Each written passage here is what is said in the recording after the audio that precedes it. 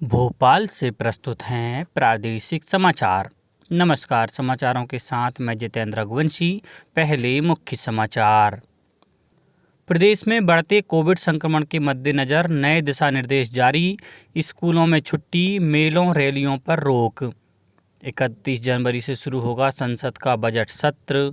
केंद्रीय स्वास्थ्य मंत्रालय ने कोविड मरीजों को आगाह किया कि ऐसे किसी उपचार के जाल में न फंसें जो प्रमाणिक ना हो।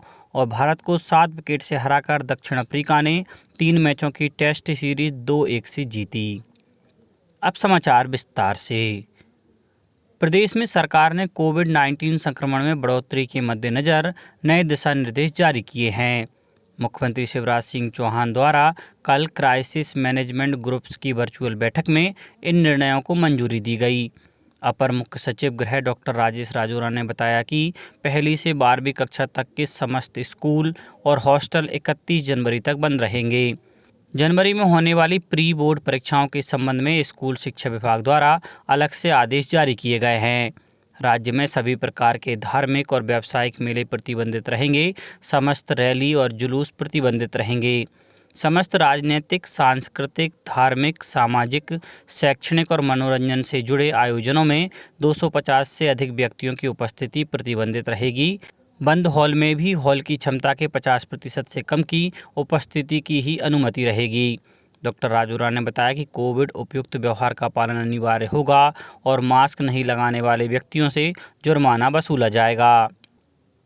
मुख्यमंत्री श्री शिवराज सिंह चौहान ने शुक्रवार को निवाड़ी जिले की पृथ्वीपुर तहसील के ग्राम खिस्टौन में असमय वर्षा और ओलावृष्टि से खराब हुई फसलों का मुआयना किया। प्रभावित फसलों को देखने मुख्यमंत्री श्री चौहान खेतों में पहुंचे।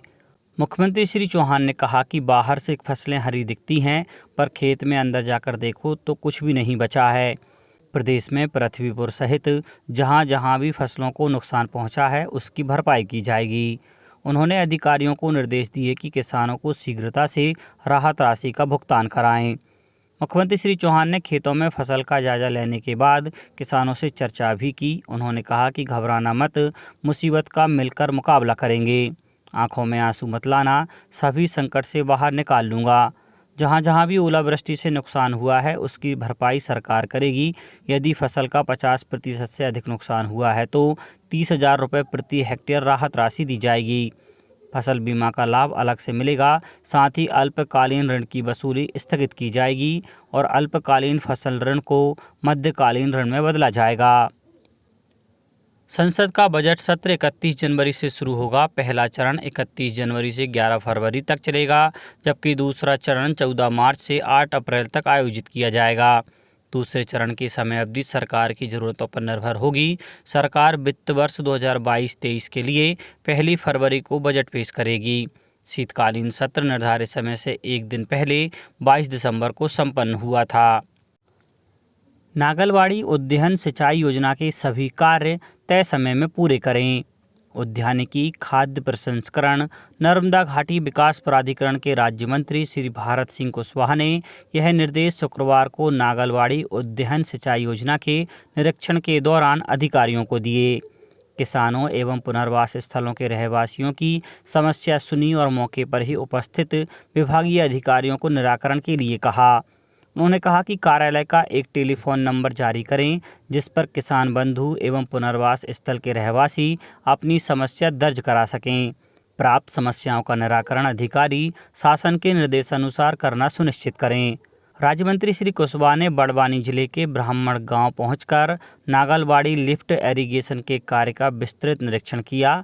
उन्होंने मौके पर उपस्थित NVDA के वरिष्ठ अधिकारियों से परियोजना से संबंधित जानकारी प्राप्त की। उन्होंने निर्देशित किया कि योजना का कार्य हर हाल में जून तक पूर्ण कराया जाए। प्रधानमंत्री नरेंद्र मोदी कृषि, स्वास्थ्य सेवा और अंतरिक्ष उद्योग से जुड़े स्टार्टअप से आज सुबह 10:30 बजे वीडियो कॉन्फ्रेंस के जरिए संवाद करेंगे। इनके अलावा उद्यमिता, उद्योग, सुरक्षा, फिनटेक तथा पर्यावरण से जुड़े स्टार्टअप भी संवाद का हिस्सा होंगे। वाणिज्य मंत्रालय के अधीन उद्योग और घरेलू व्यापार संवर्धन विभाग आज़ादी का अमृत महोत्सव के अंतर्गत सप्ताह भर के सेलिब्रेटिंग इनोवेशन इकोसिस्टम का आयोजन कर रहा है। यह आयोजन स्टार्टअप इंडिया अभियान की 6ठी वर्षगांठ के अवसर पर किया जा रहा है। विश्व प्रसिद्ध शनिदेव मंदिर का कायाकल्प किया जाएगा। मुरैना जिले के एती गांव की सुरम्य पहाड़ी पर स्थित शनिदेव मंदिर परिसर को बड़े धार्मिक एवं पर्यटन केंद्र के रूप में विकसित किया जाएगा। केंद्रीय कृषि एवं किसान कल्याण मंत्री एवं मुरैना के सांसद श्री नरेंद्र सिंह तोमर ने इस दिशा में पहल की है।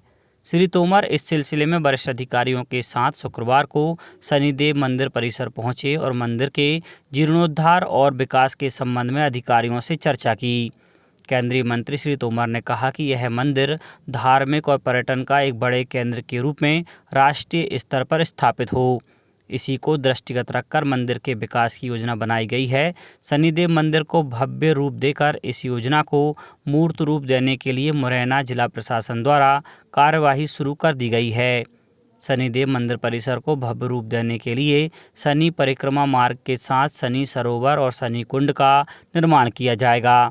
मंदिर के विकास को 2 हिस्सों में बांटा गया है, एक आंतरिक और दूसरा बाहरी विकास। आंतरिक विकास मंदिर परिसर के भीतर अत्याधुनिक तरीके से विकास कार्य कराए जाएंगे। इसी तरह बाहरी विकास में परिक्रमा मार्ग का निर्माण किया जाएगा।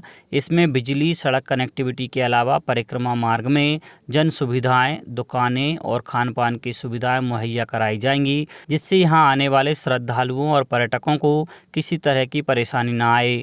परिक्रमा मार्ग सहित प्रस्तावित अन्य विकास कार्यों का केंद्रीय मंत्री श्री तोमर ने निरीक्षण भी किया। रेलवे बोर्ड द्वारा जारी आदेश के अनुसार अब रेलवे के गुड्स गार्ड को goods train manager, passenger guard को पैसेंजर ट्रेन मैनेजर एवं मेल एक्सप्रेस गार्ड को मेल एक्सप्रेस ट्रेन मैनेजर के आधिकारिक नाम से जाना जाएगा। बेरे मजदूर संघ रतलाम मंडल ने फेडरेशन की मांग पर गार्ड के पदनाम परिवर्तित कर ट्रेन मैनेजर करने पर खुशी जाहिर की है। केंद्रीय स्वास्थ्य मंत्रालय ने कोविड मरीजों को आगाह किया है कि वे ऐसे किसी उपचार के जाल में न फंसें जो प्रमाणिक न हो और जिसका कोई साक्ष्य न हो। स्वास्थ्य मंत्रालय में संयुक्त सचिव लव अग्रवाल ने आकाशवाणी समाचार के साथ एक साक्षात्कार में बताया कि सोशल मीडिया के विभिन्न मंचों पर प्रचारित बिना साक्ष्यों के उपचार से मरीजों में घबराहट बढ़ती है। श्री अग्रवाल ने बताया कि मरीजों को खून की जांच, एक्सरे, एमआरआई तथा सीटी स्कैन केवल डॉक्टर के परामर्श पर ही कराने चाहिए। उन्होंने कहा कि हल्के और बिना लक्षण वाले कोविड मरीजों को स्टेरॉयड नहीं दिए जाने चाहिए। उन्होंने कहा कि ऐसा देखा गया है कि बिना परामर्श के स्टेरॉयड लेने से म्यूकोरमाइकोसिस जैसा संक्रमण हो सकता है। मकर संक्रांति, भोगालू, बिहू और पोंगल के त्यौहार कल मनाए गए।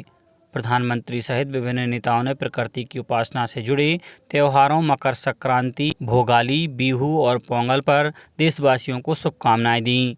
प्रदेश में भी मकर संक्रांति का पर्व पारंपरिक उत्साह और श्रद्धा भाव के साथ मनाया गया। होशंगाबाद में नर्मदा घाटों पर श्रद्धालुओं की भीड़ रही।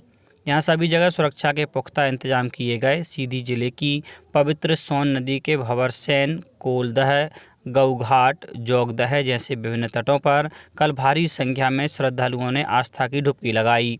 अनूपपुर पब्लिक स्कूल में पतंग प्रतियोगिता का आयोजन किया गया। सतना में कल शहर भर में खिलौनों की दुकानें सजाई गईं। अब बात मौसम की।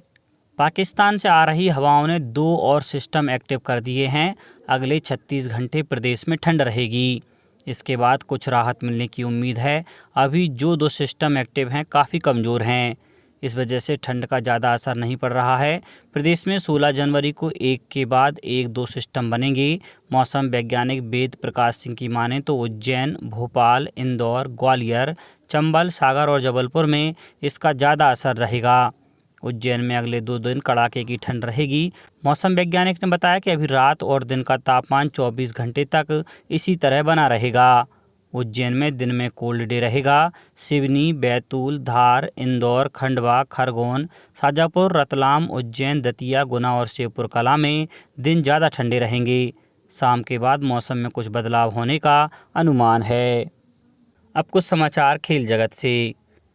भारत और दक्षिण अफ्रीका के बीच खेली गई 3 मैचों की टेस्ट सीरीज अफ्रीकी टीम ने 2-1 से जीत ली है। केप टाउन में खेले गए तीसरे और निर्णायक टेस्ट मैच में अफ्रीका के सामने 212 रनों का टारगेट था, जिसे टीम ने कल बहुत ही आसानी से 3 विकेट खोकर अपने नाम कर लिया। भारत ने अपनी पहली पारी में 223 और दूसरी पारी में 198 रन बनाए, जबकि दक्षिण अफ्रीका की पहली पारी 201 रनों पर समाप्त हुई थी। अब कुछ समाचार संक्षेप में। खंडवा जिले में कल 63 मरीजों की रिपोर्ट पॉजिटिव आई। उच्च शिक्षा मंत्री डॉक्टर मोहन यादव आज मंदसौर जिले में शासकीय महाविद्यालय दलौदा के नवीन भवन का भूमि पूजन करेंगे। खंडवा में कल स्वच्छता प्रतिस्पर्धा के विजेताओं और शहर के स्वच्छता चैंपियनों को पुरस्कृत किया गया। बड़वानी में उद्यानिकी और खाद्य प्रसंस्करण राज्य मंत्री भारत सिंह कुशवाहा ने कल नागलबाड़ी उद्वहन सिंचाई योजना का निरीक्षण किया। सांसद गणेश सिंह दधी चटोला के सेमरिया गांव में निर्माणाधीन रामनगर माइक्रो सिंचाई परियोजना का निरीक्षण किया। गुना में जिला और सत्र न्यायालयों की स्थापनाओं पर आज और 16 जनवरी को आयोजित चतुर्थ श्रेणी की भर्ती प्रक्रिया स्थगित कर दी गई है। सीधी जिले में कल क्षेत्रीय सांसद श्रीमती रीति पाठक की अध्यक्षता में जिला क्राइसिस समिति की बैठक हुई। छिंदवाड़ा स्थित आसाराम गुरुकुल में कल एक हादसे में एक व्यक्ति की मौके पर ही मौत हो गई, जबकि 4 महिलाएं घायल हो गईं। देवास में स्वास्थ्य विभाग द्वारा 25 जनवरी तक मिशन परिवार विकास पखवाड़े का आयोजन किया जा रहा है।